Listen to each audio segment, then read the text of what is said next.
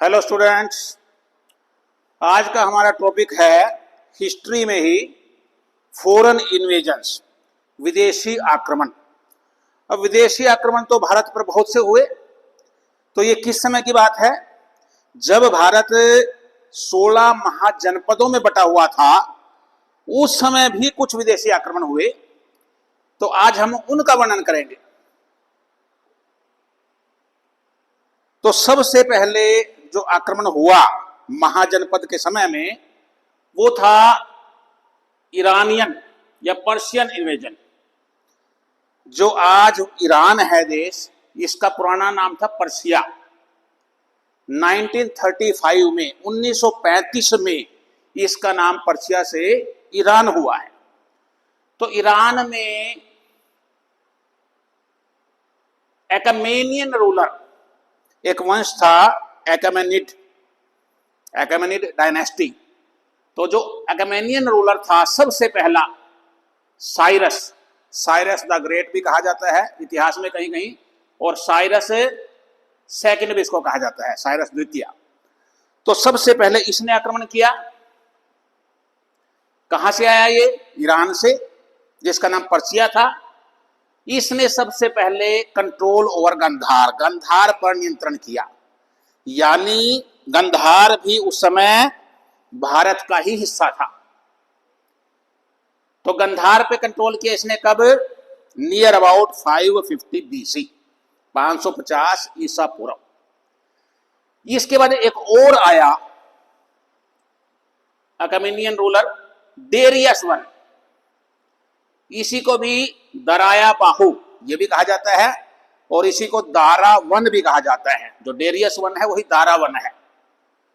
तो इसने आकर के साइरस ने कहां कंट्रोल किया था? गंधार पे को कंट्रोल कर लिया था, उस पे कब्जा कर लिया था। और डेरियस वन ने या दारा वन ने आकर के पंजाब को अपने राज्य में मिला लिया। कब? 518 BC, 518 BC में। और उस समय जो ये एरिया था पंजाब का, उसका नाम हुआ हिंदुस उसका नाम था। और ये ईरान का उस समय 20th प्रोविंस बना, 20वां प्रांत बना। और ये इतना समृद्ध था कि यहां से 360 टैलेंट गोल्ड जाता था। 360 टैलेंट भी एक मुद्रा थी गोल्ड को मापने की, इतना कर के रूप में जाता था ईरान के पास। और एक जो टैलेंट था गोल्ड, वो लगभग 26 किलो के आसपास था। तो ये पहले जो आक्रमण हुए ईरानियन, उनका वर्णन है। दो मुख्य इसमें शासक हुए। सबसे पहले कौन आया? साइरस द ग्रेट या साइरस सेकंड बोलते हैं। उसके बाद डेरियस वन या दारा वन या दाराया बाहु। तो इन आक्रमणों का क्या प्रभाव पड़ा इंडिया पे? कुछ प्रभाव भी पड़ता ही है। तो पहला तो Indo Iranian trade and commerce, Bharat और ईरान के बीच में व्यापार का रास्ता खुल गया, व्यापार होने लगा। Through the Iranian Greeks came to know about the great wealth of India. अब ग्रीस भी एक शक्तिशाली राष्ट्र था, तो वहां के राजाओं को भी पता लग गया कि भारत में बहुत धन संपत्ति है। And this led to Alexander's invasion. और इससे वहां का जो शासक था अलेक्जेंडर, आगे अभी बताऊंगा मैं उनके बारे में, उसको भी प्रेरित किया कि भारत पे वो भी आक्रमण करे। Iranian scribes brought into India a form of writing which came to be known as Kharosthi script. जब ये ईरानियों का आक्रमण हुआ, उससे भारत में एक नई लिपि आई, उसका नाम था खरोष्टी लिपि।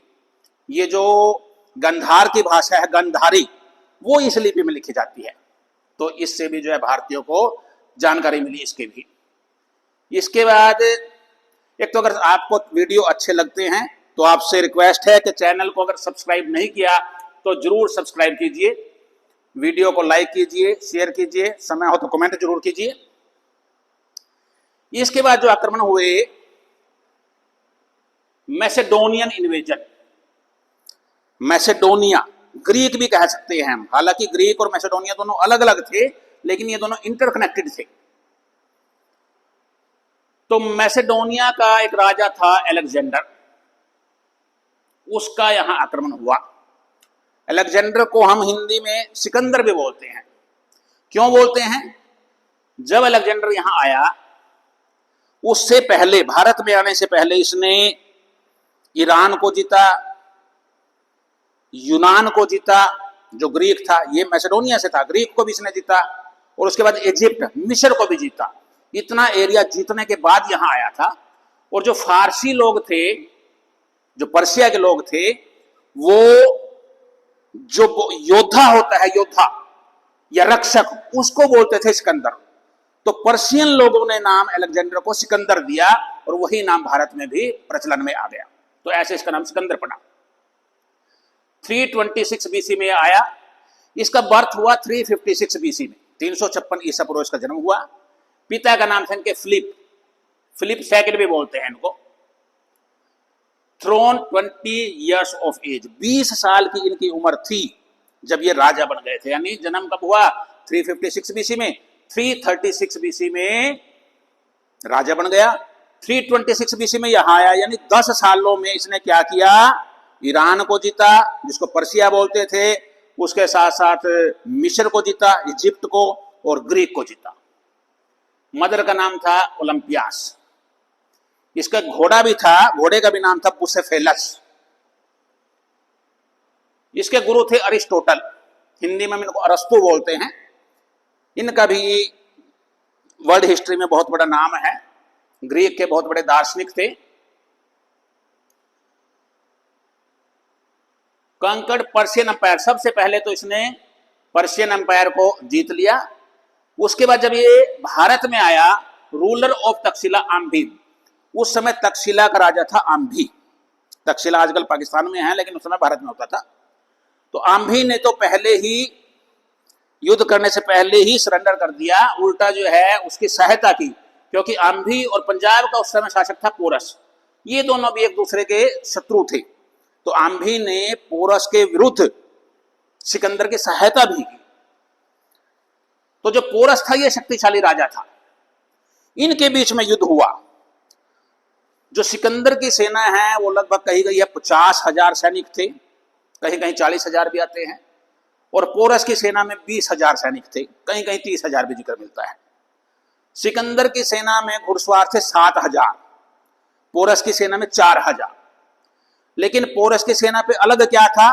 लगभग 200 रथ थे, और 300 के लगभग रथ थे, और 200 हाथी थे। ये अलग थे, ये उनके पास नहीं थे। जब इनका युद्ध हुआ, तब एहसास हुआ सिकंदर को कि पोरस बहुत शक्तिशाली है। एक समय युद्ध के दौरान ऐसा भी आया, जब पोरस का भाई था अमर, उसने सिकंदर के घोड़े को, बुसफेलस को मार दिया, और सिकंदर नीचे गिर गया। तो वो ऐसा समय था जब अगर पोरस चाहता तो सिकंदर को मार सकता था। लेकिन क्योंकि अपनी भारतीय संस्कृति ऐसी रही है, शुरू से ही एक बिना कहीं स्वीकृत बात है कि निहत्थे के ऊपर वार नहीं करेंगे। तो पोरस ने उसके ऊपर आक्रमण नहीं किया। जब वो निहत्था था, इस बीच उसके सैनिक उसको ले गए, फिर युद्ध हुआ, और अंततः खैर पोरस की हार हुई। जब पोरस की हार हुई और पोरस को सिकंदर के सामने पेश किया गया जंजीरों में बांध करके, तो सिकंदर ने पोरस से पूछा कि भाई तुम्हारे साथ कैसा व्यवहार किया जाना चाहिए। तो पोरस ने कहा कि मेरे साथ वही व्यवहार करो जो एक जीता हुआ राजा एक हारे हुए राजा के साथ करता है। तो सिकंदर इस जवाब से बड़ा खुश हुआ। उसके बाद सिकंदर ने सारा राज्य पोरस को लौटा दिया। इसके बाद आगे जो अगला वो था, सिकंदर, इसका पोरस को जो राज्य था ना, ये 2 नदियों के बीच में था, झेलम और चिनाब के।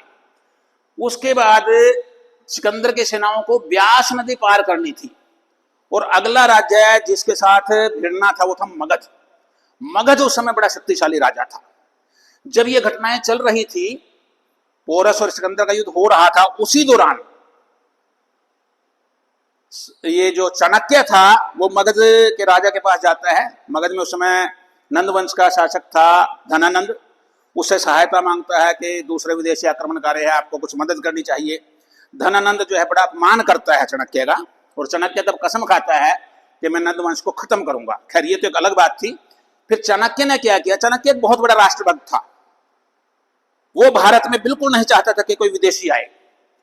उसने, वो एक उस समय बहुत बड़ा शिक्षक भी था, तक्षशिला का शिक्षक था। ये तक्षशिला की जो यूनिवर्सिटी थी, विश्व प्रसिद्ध विश्वविद्यालय था, वहां ये पॉलिटिकल साइंस और इकोनॉमिक्स पढ़ाते थे, अर्थशास्त्र और राजनीति विज्ञान, तो इनके संबंध भी रहे होंगे। तो एक तो चाणक्य ने इसको पता चल गया कि जो ये लोग हैं यूनानी, जो सैनिक आए हुए हैं इसके साथ सिकंदर के, ये बड़े अंधविश्वासी है। तो उनमें एक अफवाह फैला दी कि भारत जो है देवताओं का देश है और जो कोई भी ब्यास नदी को पार करेगा उसकी मृत्यु हो जाएगी। तो सैनिक डर गए।